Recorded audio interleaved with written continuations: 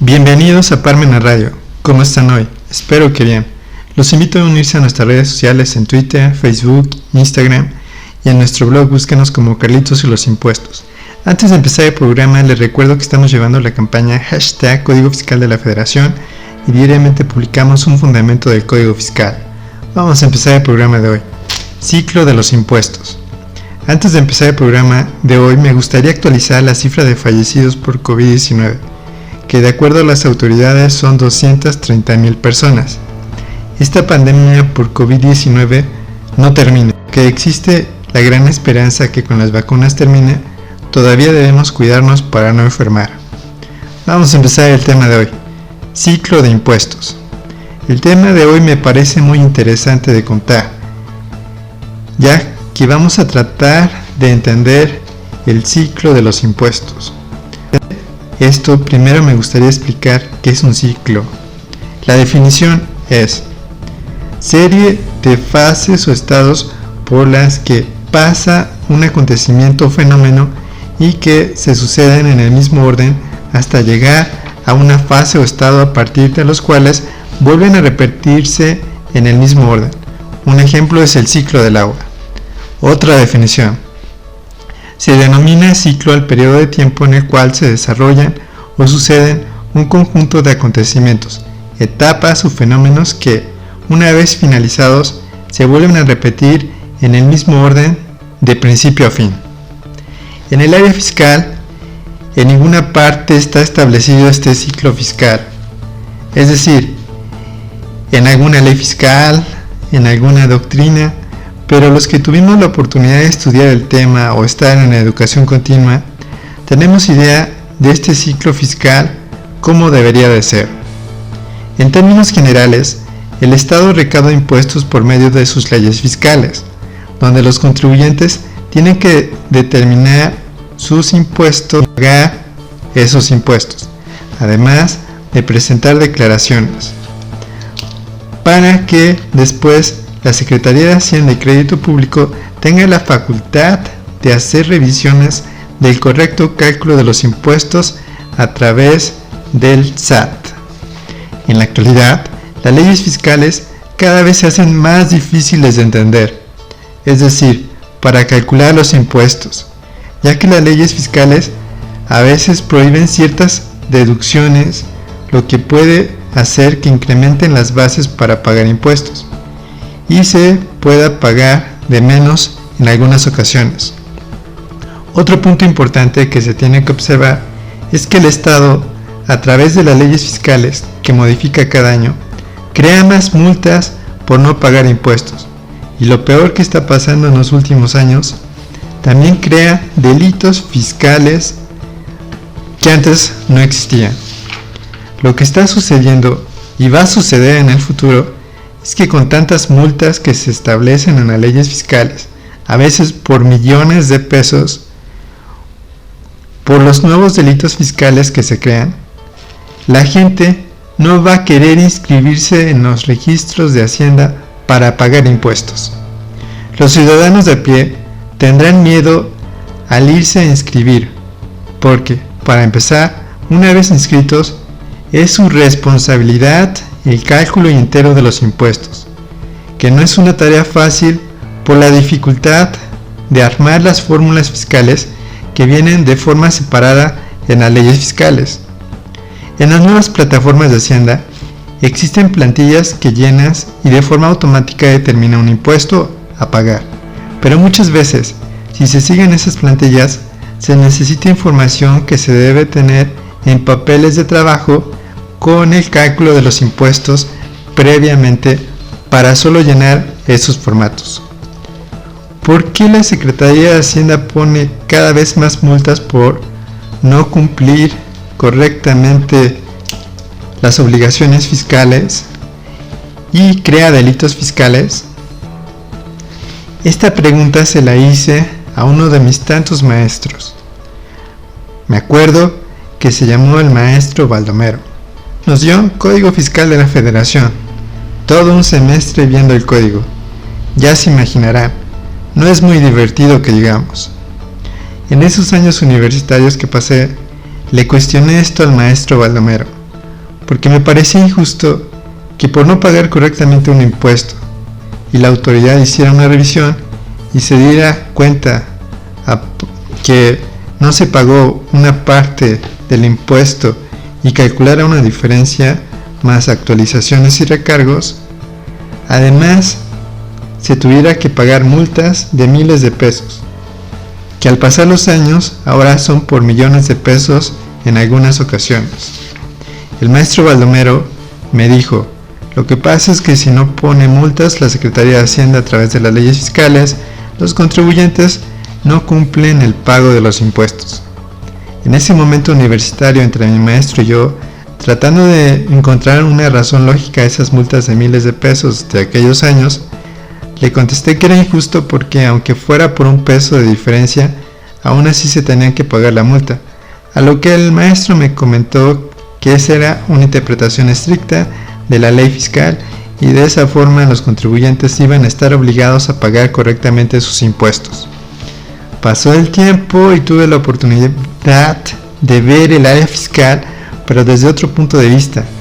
Ahora desde un punto de vista desde el inicio del pago de impuestos hasta cómo se debe destinar esos impuestos, es decir, el ciclo fiscal.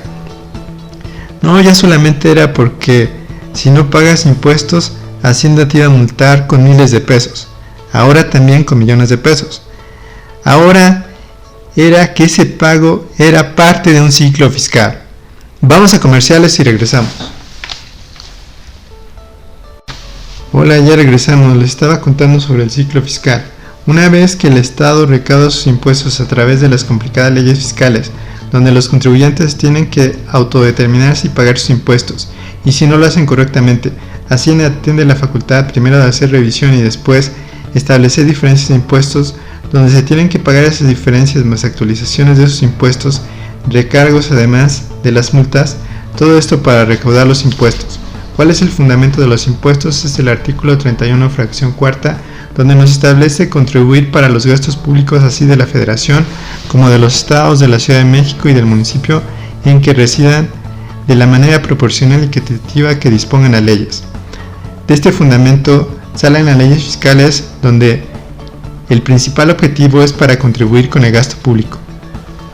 Por lo que la primera parte del ciclo fiscal es la recaudación de gasto público, así de simple, pero se vuelve tan complicada por las leyes fiscales tan complejas. La segunda parte del ciclo fiscal, ¿en qué consiste? Consiste en el debido uso de los impuestos en el gasto público. Lamentablemente, no está definido el gasto público y por lo tanto se gastan conforme al criterio de cada sexenio. ¿Dónde se ve el gasto público de cada año? Se puede ver en el presupuesto de egresos que la Secretaría de Hacienda entrega al Congreso cada año para su revisión a la Cámara de Diputados en el mes de septiembre. ¿Cuál sería la propuesta para utilizar ese gasto público? La propuesta es que se utilice principalmente para que se nos brinden nuestros derechos humanos que vienen reconocidos en la Constitución Política de los Estados Unidos Mexicanos y de los tratados de los que México es parte, como el Pacto de San José. De esta forma, cuando la Secretaría de Hacienda y Crédito Público creara los presupuestos de egresos, estos tendrían como meta principal los derechos humanos. ¿Cómo sería esto posible? Definiendo el gasto público de forma constitucional, donde indique que el gasto público servirá para que se puedan brindar los derechos humanos a las ciudadanas y ciudadanos de México, además de lo que se necesita para administrar al país. De esta forma tan sencilla se estaría poniendo un candado para el buen uso de los impuestos de forma constitucional. Actualmente este sexenio utiliza los impuestos de forma muy diversa, tratando de ahorrar por una parte, pero en las noticias vemos que lo gasta para comprar una refinería en Estados Unidos, además de las mega obras como la refinería de Dos Bocas, el aeropuerto, el Tren Maya y los programas de apoyo a la población. Como verán, el criterio de gasto público que realiza el actual sexenio es correcto desde el punto de vista legal, ya que como no está definido el gasto público, si el criterio de este sexenio es gastarlo de esa forma, está en todo su derecho. Pero si algún día, en algún futuro cercano, se definiera el gasto público, los gobiernos tendrían que apegarse a esa definición para el uso de gasto público tanto a nivel federal, estatal y municipal. ¿Se acuerdan que en la primera parte del programa les conté sobre que en una clase le pregunté a mi maestro Baldomero por qué había tantas multas por no pagar correctamente los impuestos? Lo que me contestó en ese momento mi maestro fue para que la gente cumpla correctamente. A lo que si pudiera regresar el tiempo para estar en esa clase de nuevo, le diría a mi maestro Baldomero que se necesitaba definir el gasto público para gastar bien esos impuestos que el Estado cobra de forma muy estricta, ya que, como sabemos, pueden seguir las vías administrativas y penal fiscal al mismo tiempo, en donde la primera te cobra multas y la segunda quedas privado de tu libertad más otras multas. Lamentablemente no podemos regresar el tiempo y solo vamos hacia el futuro incierto cada vez con esta pandemia de COVID-19, la delincuencia organizada, gobernantes que los partidos políticos escogen por ser famosos y nosotros vamos a confirmarlos en las elecciones, donde no estaban preparados para solucionar los problemas del país, donde el gasto público se utiliza conforme a los criterios de los gobernantes de cada sexenio, donde la corrupción no deja que se haga realidad los presupuestos de egresos de cada año, donde envejecemos y llegan nuevas generaciones a pelear los puestos en las empresas y en los gobiernos, donde no podemos regresar al pasado y solucionar todos estos problemas que se presentan todos los días de nuestras vidas. Este proyecto de libro, estos programas de radio, tienen esa finalidad de aportar ideas para mejorar el ámbito fiscal. Es decir, ya que no podemos regresar el tiempo, sí podemos aprender cómo funciona el ámbito fiscal y mejorarlo. En este caso, mejorar el ciclo fiscal definiendo el gasto público de forma constitucional para que las generaciones presentes y futuras tengan mejor calidad de vida y logren ser felices en este país llamado México. Termino con una pregunta abierta para que la respondan en sus casas.